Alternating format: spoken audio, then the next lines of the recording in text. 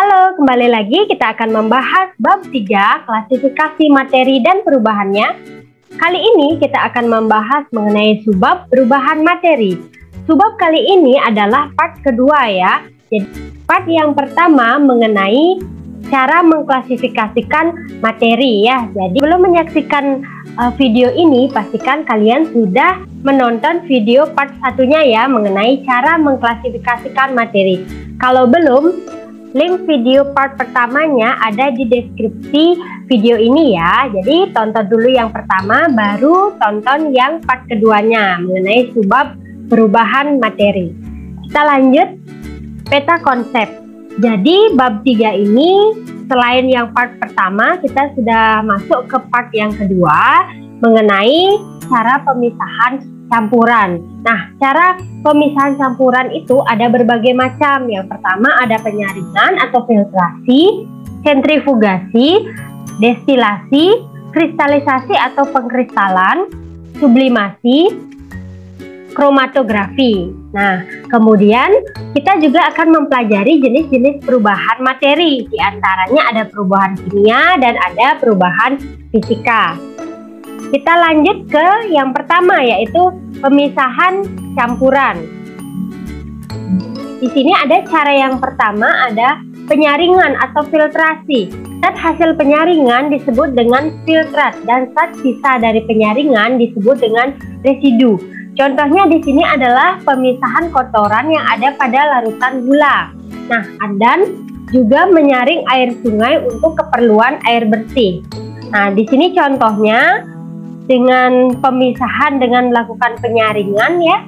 Jadi misalnya di sini ada air kotor, kemudian kita akan saring atau kita saring menggunakan kertas saring ya, di mana kotorannya akan menempel atau tidak bisa melewati kertas saring ini, sehingga kotoran akan ada di kertas saring, sementara air yang lewat itu filtratnya itu merupakan air yang sudah bersih ya. Ini adalah contoh pemisahan campuran dengan cara filtrasi. Kemudian yang kedua ada penyulingan atau destilasi. Penyulingan merupakan pemisahan campuran zat cair yang didasarkan pada perbedaan titik didih zat-zat cair yang ada di dalam campuran tersebut, di mana zat hasil destilasi disebut dengan destilat. Zat sisa yang tertinggal dalam labu destilat disebut dengan residu ya. Penyulingan dilakukan dalam alat yang bernama destilator.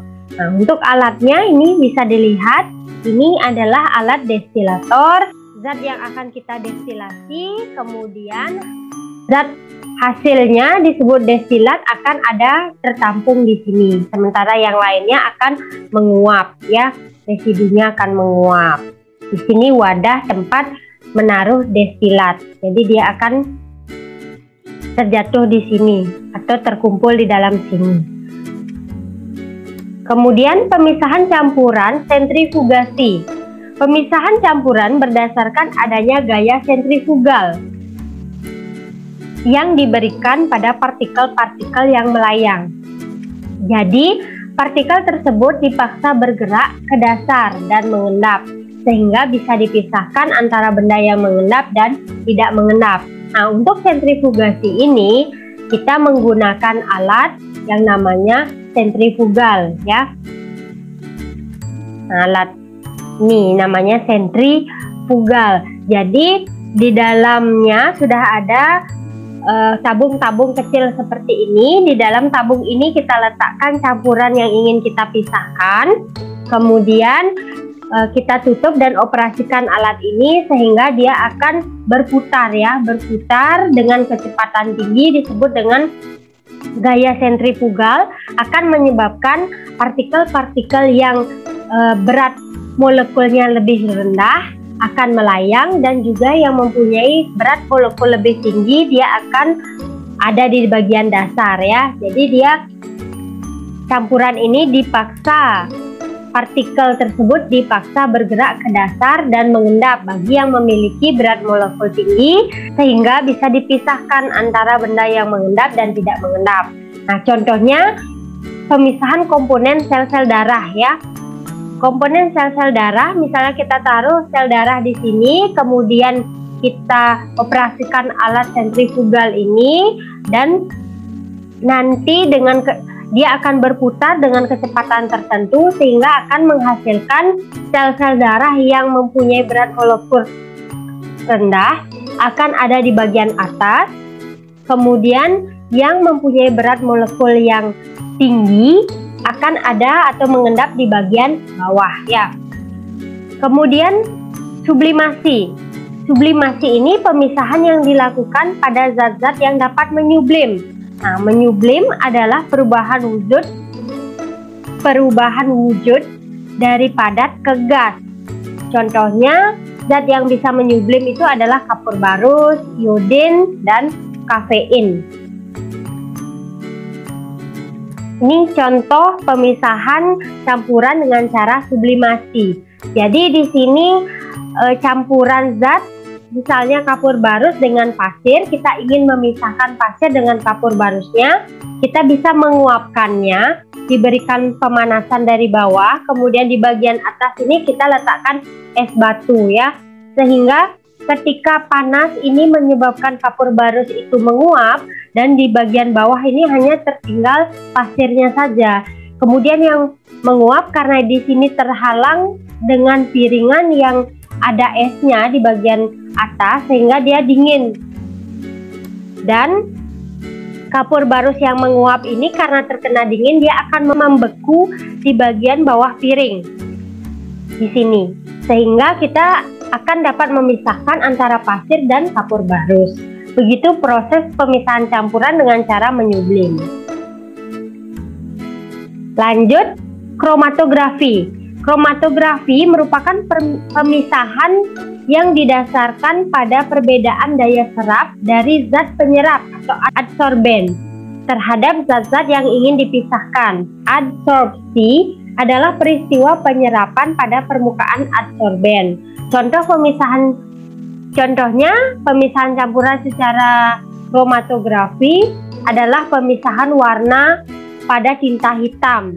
Jadi tinta hitam itu terdiri dari campuran beberapa warna, sehingga jika kita pisahkan dengan menggunakan kertas kromatografi, kita akan mampu melihat warna hitam pada tinta itu terdiri dari campuran warna apa saja.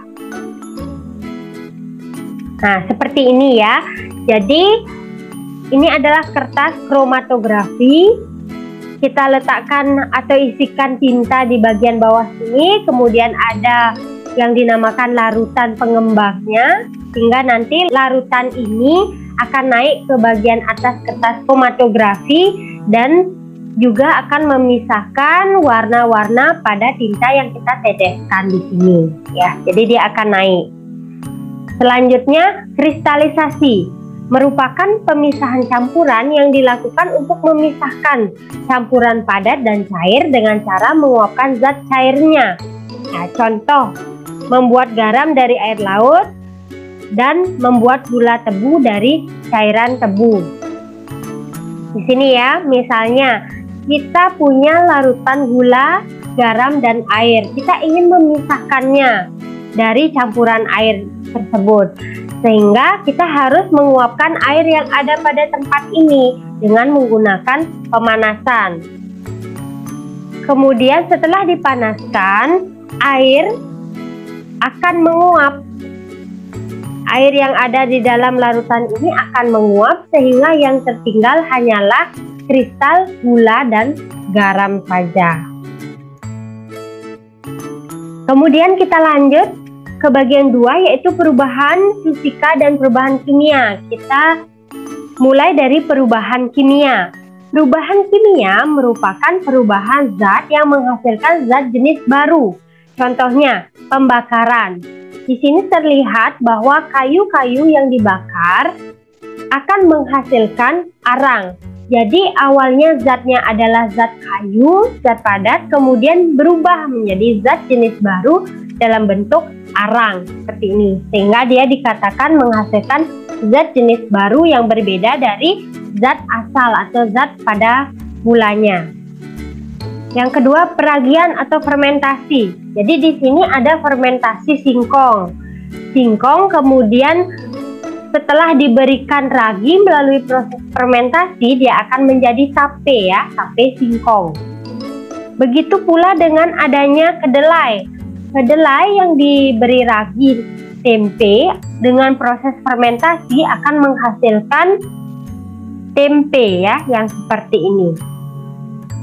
3. Korosi atau perkaratan.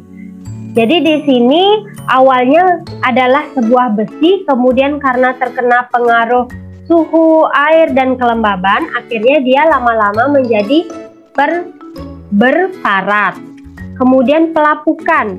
Nah, bisa disebut sebagai perubahan kimia karena mengalami perubahan suhu, kelembaban dalam jangka waktu yang lama. Misalnya ada batu yang mendapatkan pengaruh suhu yang lama, pengaruh lingkungan yang ekstrim, lama-lama dia akan berubah wujud menjadi tanah ya, pelapukan seperti ini. Dan dia tidak bisa balik ke wujud asalnya. Jadi awalnya dia adalah batu, kemudian zat jenis baru yang dihasilkan adalah tanah atau pupuk. Berdasarkan contoh yang tadi, perubahan kimia memiliki ciri-ciri ya. 1.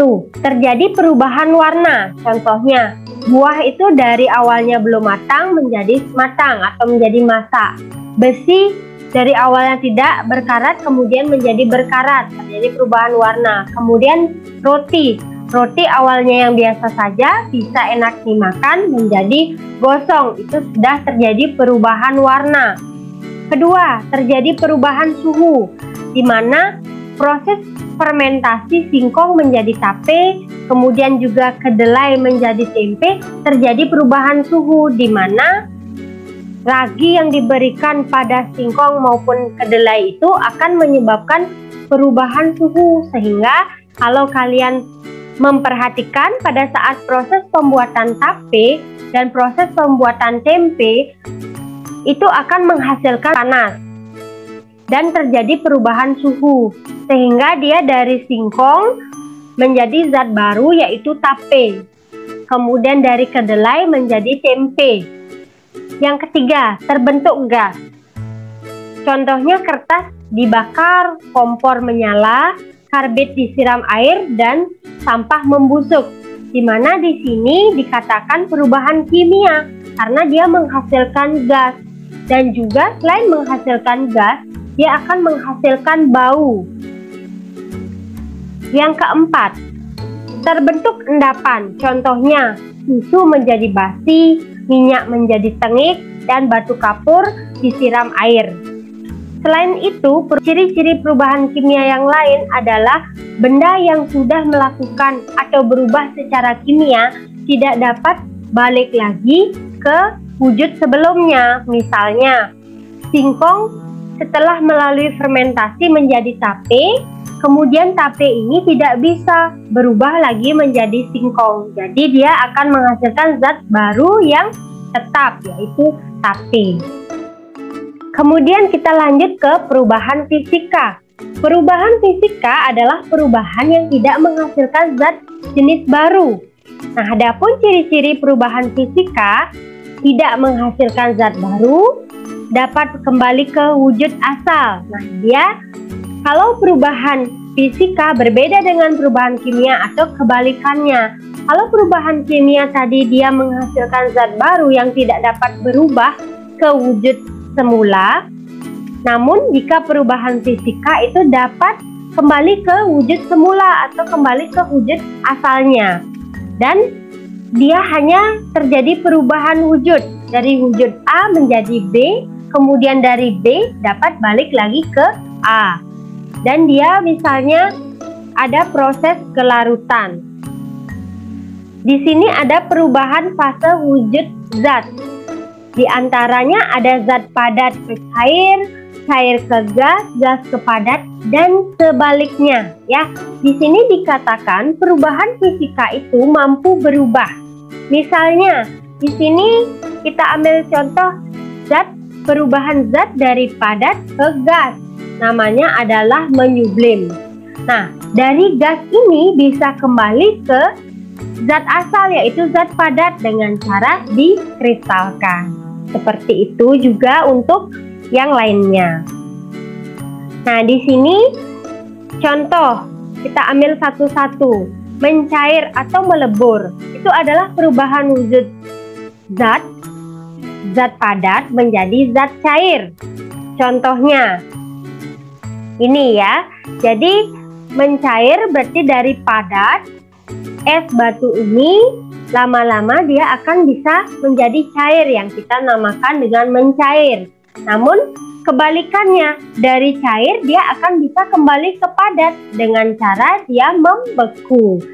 Di mana membeku merupakan perubahan wujud zat dari zat cair menjadi zat padat. Berarti dia mampu balik lagi dari padat ke cair dan dari cair bisa balik ke padat lagi. Kemudian mengembun merupakan perubahan wujud gas menjadi cair. Contohnya embun di pagi hari. Nah, embun ini bisa juga balik ke dalam wujud gas yang dikatakan menguap. Contoh lain, misalnya ketika kita memanaskan air di pagi hari, kemudian air yang ada di panci ini ketika dipanaskan lama-lama akan habis di dalam panci.